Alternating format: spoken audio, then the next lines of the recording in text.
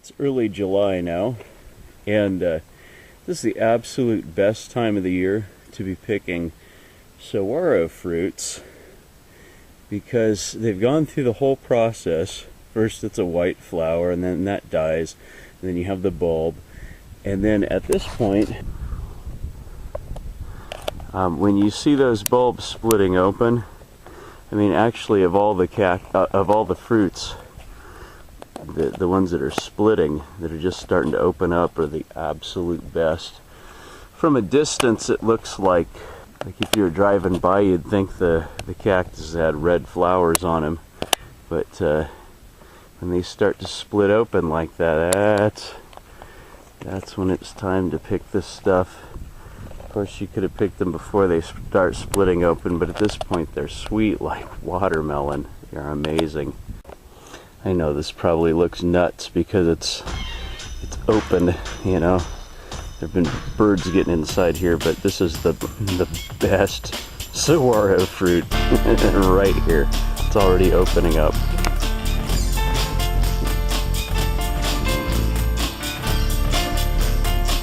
Scrape the fruit right out of there. To harvest saguaro fruits, usually a lot of times if there's nothing else, there's the ribs of dead saguaros, and you take you get the longest ones you can find and lash them together end to end, maybe 2 or 3 of them, and you can reach up to the top of the saguaro and just kind of push, work the fruit free with that. As an alternative, these are willow branches here. Actually though, I see there's a root growing. This breaks away into the wash here, and I can see this long root here. And I think I'm going to cut that off and try that. It looks like it might be good for saguaro harvesting. So anyway, survivalists usually have something they call a bug out bag or a bob, which is a big backpack full of crap, for survivalism. To me, all you really need is a pocket knife or a folding knife and a lighter in your pocket, and you're ready to go. But to make life comfortable, rather than a giant backpack that I don't want to carry, or just a lighter and a folding knife, this is my version of a bob. And in here, by the way, there's a folding saw, as I said, to make life comfortable. Locks in place.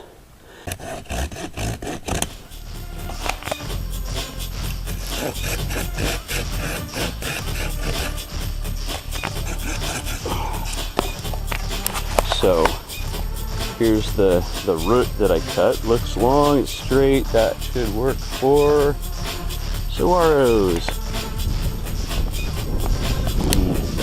It's a good cactus there. See, they're all splitting open. So I'm going to take some of those down. I apologize, I don't have a camera person or anything. So here's what's going to happen.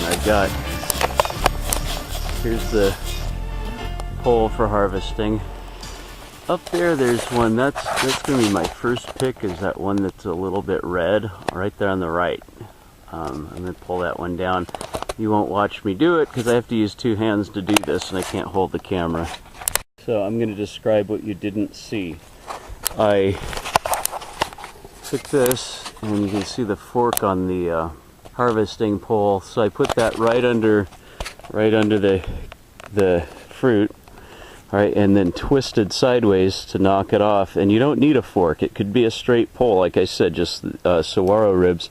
And then you put it right at the base of the fruit, and then you just push up to knock it off. If you had 2 people, that would make this process even easier, because one person would stand below with a basket or with a cloth held open to catch the fruit when it falls. In this case, I knocked it off and caught it in my hands. Not that you have to catch it. If it hits the ground, it's not going to damage it. Scraped all the hairy stuff off, and now I'm going to split it open. And I think you may see the end of it's kind of red. You want it red. If it's not red inside, it doesn't taste good. It's not like a fruit. It's more like a tasteless vegetable. So that's why the ones that are already splitting are the best. Lucky! That's what it looks like inside, and it's red, and that's exactly how I want it. So It kind of, the taste is similar to a watermelon without all the juice in it, without the water in it. Really good. You could make a drink out of this probably. You could put it in a juicer. Just take the inside out, leave the husk alone. You don't have to eat it unless you want to cook it up or whatever. I'm sure if you cooked it like a prickly pear cactus, it'd probably be fine. So once these arrive, as they are obviously when they turn a fuchsia color, they are so cool. They will get you through the summer, because what they are, they're breakfast, lunch. You just look, you get the biggest, fattest prickly pear fruit you can find, and just eat it for breakfast. There's these fine little hair things. These are cactus quills. They're miniature. So you're gonna scrape them off and then wipe it off on your jeans or rinse it in a creek. Another way you can pick them is by scraping off some of the hairs first, and then you can grab it off the cactus easier, without getting as many of those into your fingers. Yeah. Ow, that hurt. Okay, so just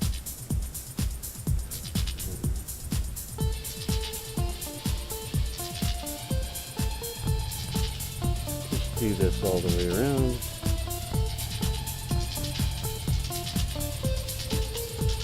And once you've got all the little fine hairs off, then you just wipe it off. What you got is cactus fruit, so you can just cut it. Make sure there's none of those fine hairs on the knife. Split it open like that, and voila! And you eat it right. Just eat the seeds and everything right up.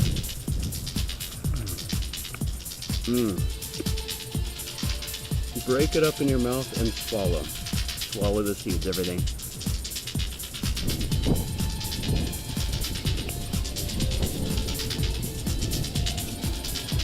That's good. That is the best thing out here. And that's what you got left. You don't need it. You can eat a bunch of those. You can eat those all day. They are everywhere out here in the Lower Sonoran region.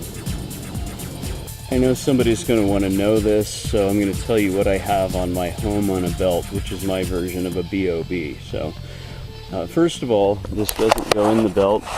This is what goes in my pockets or in my car all the time. Lighter, folding knife. That's either in my pocket or in the car. Now in the bag, this is a belt pack. There's 2 bottles of water that are always there, and then here's all the contents that go inside there. Okay, you've got a lighter. This is got a solid case on the outside of it, so if you step on it, sit on it, whatever, it doesn't break. I've got a headlamp. And usually I have extra batteries in there for it, and I've got another backup lamp. Sometimes I've got one of those small hand flashlights in there.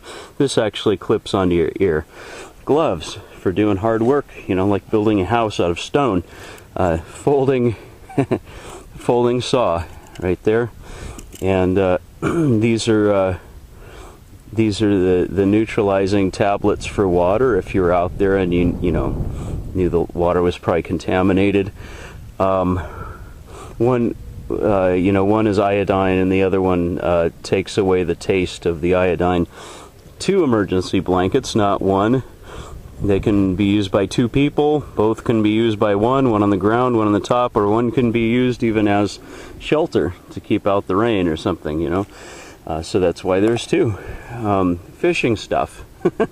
Yeah, hooks, sinkers, fishing line, bobbers, a whole bunch of personal, sanity stuff. Yeah, sanity stuff, like shampoo, toothbrush, razors. Usually this is full.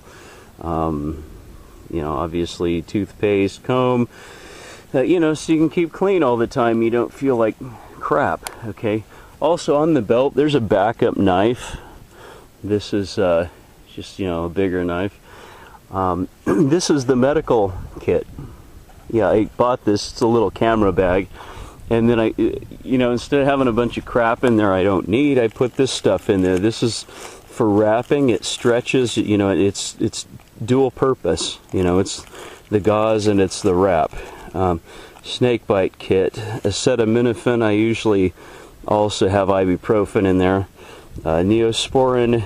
This is for, your Caramex for your lips. And scissors. And that's what goes in there. And I've also got stuff I never use that's in there that's just taking up space, like a compass, waterproof matches, and this stuff. Again, that's totally useless because you can just have 2 lighters. I've got that, and then I've got the one in my back or in my pocket. That's all that matters.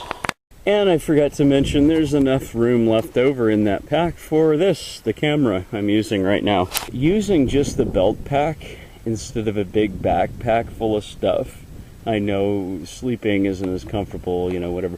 But that leaves you with room for things to put on your back or to carry. For instance, like a big old AK-47, just as an example. I'm just saying. So I've been told that basically a bug out bag should be 3 days supplies. This kit here, my home on a belt, is enough. It's just the right stuff where I could sit up on top of the world, and camp out and watch the entire world burn and be in total comfort, roasting hot dogs and playing music and smiling and everything. So that would last quite a long time, easily long enough to get everything together. I know, see, there's 2 little water bottles, and people think, well, that's not 3 days of water. Yeah, really? Well, the rest of the water's in the ground. and what about the 3 days worth of food? That's growing on the trees and on the plants. And you know what? You can last a month without eating, and you're not going to die unless you're already really skinny to begin with. Me, I won't die if I take if I fast for 3 or 4 days.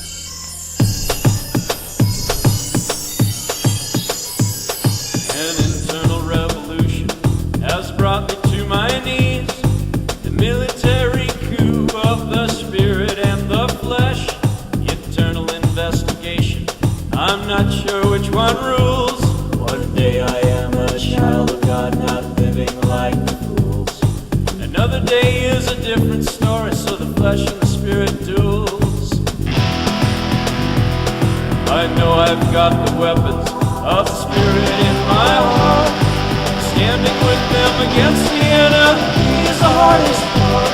Oh God, I want to hear you. I will do whatever you say.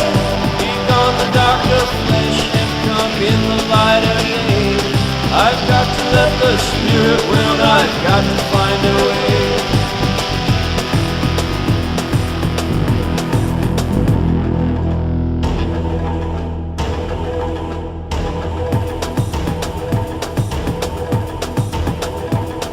Internal revolution has taught me to be strong, exercise the spirit and to know what's right and wrong. Some of you may